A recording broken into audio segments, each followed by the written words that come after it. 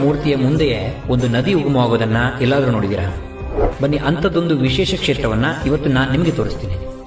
ಕಮಂಡಲ ಗಣಪತಿ ದೇವಸ್ಥಾನ ಚಿಕ್ಕಮಗಳೂರು ಜಿಲ್ಲೆಯ ಕೊಪ್ಪ ತಾಲೂಕಿನಲ್ಲಿರುವ ಒಂದು ಪುರಾಣ ಪ್ರಸಿದ್ಧ ವಿಶೇಷ ದೇವಸ್ಥಾನ ಇದೆ. ಶನಿದೋಷದಿಂದ ಮುಕ್ತರಾಗೋಕೆ ತಪಸ್ಸು ಆರಂಭಿಸುವ ಮೊದಲು ಸ್ವತಃ ಪಾರ್ವತಿ ದೇವಿಯೇ ತನ್ನ ಮಗನಾದ ಗಣಪತಿಯನ್ನ ಪ್ರತಿಷ್ಠಾಪಿಸಿ ಪೂಜಿಸಿದ ಜಾಗ ಇದು ಅಂತ ಪುರಾಣಗಳು ಹೇಳುತ್ತವೆ. ಇನ್ನೂ ವಿಶೇಷ ಅಂದ್ರೆ ಈ ದೇವಸ್ಥಾನದ ಗರ್ಭಗುಡಿಯೊಳಗಿರೋ ಗಣೇಶನ ಮೂರ್ತಿಯ ಎದುರಿಗೆ ಬ್ರಾಹ್ಮಿ ನದಿಯ ಉಗಮವಾಗುತ್ತೆ. ಈ ನೀರಿನಿಂದ 12 ಗಂಟೆಯ ಒಳಗೆ ಸ್ನಾನ ಮಾಡೋದ್ರಿಂದ ಚರ್ಮ ರೋಗಗಳು ನಿವಾರಣೆ ಆಗತ್ತೆ. ಹಾಗೆ ಈ ನೀರನ್ನ 21 ದಿನಗಳ ಕಾಲ ಸೇವಿಸೋದ್ರಿಂದ ಜ್ಞಾಪಕ ಶಕ್ತಿ ಹೆಚ್ಚಾಗತ್ತೆ ಅಂತ ನಂಬಲಾಗುತ್ತೆ.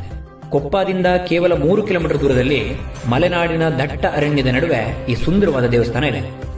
ಒಂದ್ಸಾರಿ ಆದ್ರೂ ಬಂದು ದರ್ಶನ ಮಾಡಿ. ಆದ್ರೆ ಈ ಜಾಗದ ಸ್ವಚ್ಛತೆಯ ಜೊತೆಗೆ ಪಾವಿತ್ರ್ಯತೆಯನ್ನ ಕಾಪಾಡೋದನ್ನ ಮಾತ್ರ ಮರಿಬೇಡಿ. ಯಾಕಂದ್ರೆ ದೇವಸ್ಥಾನದ ನದಿಗಳಲ್ಲಿ